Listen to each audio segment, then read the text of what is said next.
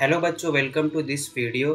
सो ये प्रॉब्लम में क्या लिखा है, what is the least radius of curve on horizontal road at which a vehicle can travel with a speed of 36 kilometre per hour at an angle of inclination 45 degree.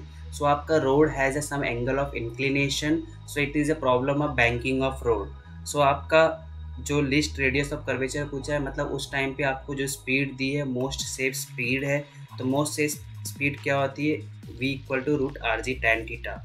तो आपको यहाँ पे just radius निकालना है, तो radius will be equal to V square upon G tan theta.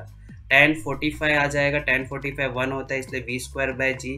36 kilometre per hour दिया, इसको आप कन्वर्ट करो पहले मीटर पर सेकेंड में। मीटर पर सेकेंड में कन्वर्ट करने के लिए 5/18 से मल्टीप्लाई करो, आपको कितना आ गया 10 मीटर पर सेकेंड।